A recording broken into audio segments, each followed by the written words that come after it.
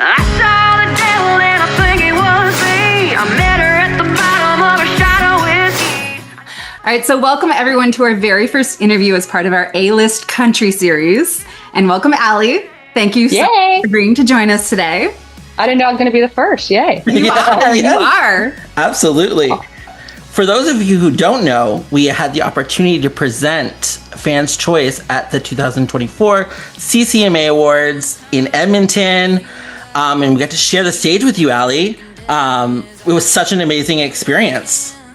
I know. That was my first time presenting at CCMAs too. So we got to do it together, which is incredible. That's amazing. And walk the red carpet and do all the things. Yes. Mingle backstage. So I was nervous in my boots backstage with you guys. So it's good to have you with me. Yes. So, Alli, since we've seen each other at the CCMAs, you've had such a powerful year. I Saw the Devil, Ride It Out, Kitchen Floor, First Time Living with Gretchen Wilson, all released in the same stretch. Like, each one is so different, but still so you. How was that process? How did that come together? They are so different. You're very right. Every song I put out, I'm like, oh, here's a new song that's completely different than the last song I just put out.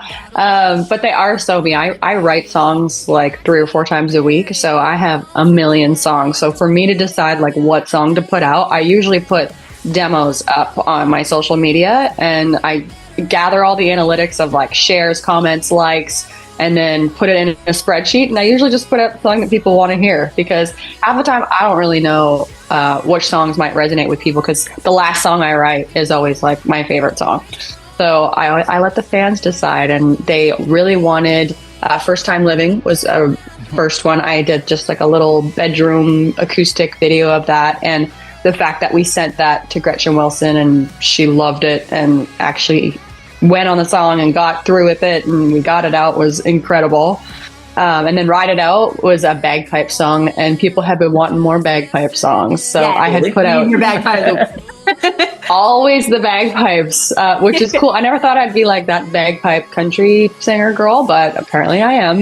Unique. And I am totally fine with that because it's very authentic to me. And then I Saw the Devil does have bagpipes on it. I don't think people know that, but there are bagpipes in that too. So I am wanting to get more into the rock side of my songs. I've got a lot of rock country songs, so I think moving forward we're gonna keep pumping out some more like rock bangers, rock country bangers with a little twist of the East Coast as well. I'm so here for that. I love that.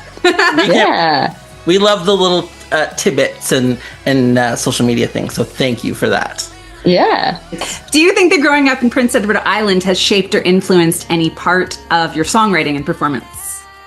I think growing up on the East Coast in general, but Prince Edward Island had a lot to do with it because I grew up playing bagpipes and listening to Celtic music, and there was a lot of fiddle influence. And I used to be in a show called Highland Storm where there was like step dancing and Highland dancing and bagpiping and fiddle and guitar and all this fun East Coast, Scottish, Irish influence. So I definitely have that in my music and trying to bring that, I guess, more mainstream country. It's been interesting to figure out how to do that.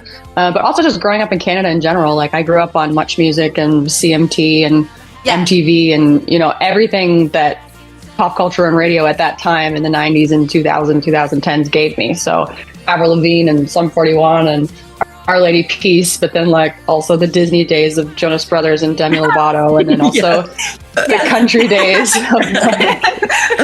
All of the things I feel like are me sandwiched of just like whatever I listened to growing up, I love that. All right, let's talk about your move to Nashville. It's a dream and a challenge for so many. What made you finally say, it's time? It's time. I was ready. I was in Toronto for like 12 years and then I was kind of sick of Ontario. And my husband's from Victoria. So I'm from PEI. He's from Victoria, which is the islands on the opposite coast of Canada. And I was like, I'm ready for something new. And he was ready to go closer to his parents. So we moved to British Columbia. And although I loved it and it was so beautiful, I was just like, I still feel like I'm just not where I want to be. Like, you need to be in Nashville if you want to really make this happen. So we already had it in our mind after a few years in BC. We're like, okay, well, it's now or never. Like, I'm only getting older. We got to do this thing, and we've been working at it for 15 years. So why not just go like 100% in? So it's almost like as soon as I made that mindset switch that we were going to move to Nashville, even though we hadn't prepared anything yet, that's when I met my manager at the CCMAs 2 years ago. He was brought in as like a mentor from Nashville, and he was working with like labels and everything in Nashville for the last 20 years.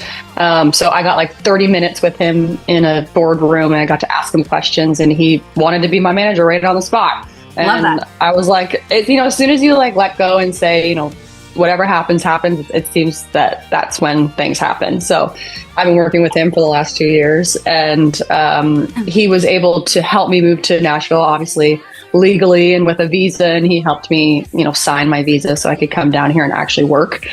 Yeah. And then as soon as I got down here, I was meeting with like every record label in town, publishing company, and booking agents, all through him, opening those doors, which is absolutely crazy. Nice. I worked my butt off to be able to get to the point where I could be in those rooms and actually, chat with them and have something to offer. And I had a bunch of songs ready to go. So I signed with a record deal and a publishing deal and an agent, and it never... That was the beginning of me being in Nashville, and now touring all around America and the world, really, which is So crazy. exciting. So, some fun questions.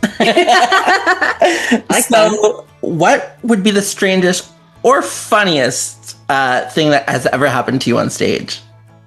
Oh, strangest. Well, I have this thing about people robbing me. I don't know why. But I was on stage at like a rib fest in Ontario somewhere, and I always like put my purse inside like an IKEA bag or like a bag like from a grocery store bag. Right, yeah. And I had it like on the side of the stage. I looked back and I saw this, creepy looking guy grab my an IKEA bag and like go off with it. And I thought it was my IKEA bag that actually had my purse in it. Right. And so on stage, I was like, that guy has my bag. And I ran off stage and like ran after him. And it wasn't my bag. Awkward. So awkward and embarrassing. Oh my God. But like even this weekend, like now I have trauma about that because my trailer in Georgia this weekend, I was playing, it was like facing the public, and there was a lot of like people around there that could just go into the trailer, and all my stuff was there, like my purse and stuff. So I just had like PTSD the whole time that the trailer wasn't locked and that someone's gonna go and grab my stuff. But silly, it's just silly. But Completely. You're headed on a road trip across Canada. What's on your playlist, and who's in your passenger seat? well, my dogs and my husband, definitely. I have road tripped across Canada, so I have done this. And you know what? I don't listen to music on the road. I don't know why. We literally don't listen to music when we're in the car. It's either silence or Dateline. Okay. Dateline. I like that. That's a great idea, actually. Except it's not when you're driving through really creepy areas, like in the middle of winter in the dark, that have no service, and then you're listening to a Dateline where it's like, this person got caught on the side of the road. Yeah. Oh, they're And talking died. about me. Oh, lovely. Yeah. So, what is one totally random thing that you bring on tour with you that us as fans would have no idea? Like a must-have. Oh my god. I don't think I bring anything exciting. I bring a lot. I have this massive toiletry bag with like every possible thing that you could have in it. Oh gosh, that's a hard question. I mean, I just went on the road and I brought like my blankie. I love it. Yes. Like my comfort blanket, Yeah. but Yeah. I I guess. can't think of anything exciting. That's a great answer. I like that. Well, thank you so much for your time today. We really appreciate it. We adore you. We cannot wait to see where your career is headed. Oh, well, thank you You're guys. killing it. Yes. Yeah. And hopefully Aw, you'll make your way thanks. back to East Coast soon. Yes, please. Yeah, I know. I don't have any dates this summer so far on the East Coast, but I'm really hoping to. Hopefully, I do. There's a big festival in New Brunswick, right? Yes, there is. There's Big country festival. and then there's Yeah. Fest in St. John. Yeah, and YQM and YQM. Yeah, there's a lot of. We have a lot of big ones now. We're getting Nice. present a bit, you Yeah. know. Yeah. Okay, what the heck? I Nova need to be Scotia playing these Stampede. ones. Yeah, we're Wow. Yeah, Okay, hopefully. I'll put those on the list, and maybe next year I can get to those. Yeah. yes. Well, thank you guys so much, and good luck with your new adventure. Thank you. You too. You're awesome. Bye. Bye. Bye. Yeah. How good Nashville looks on me.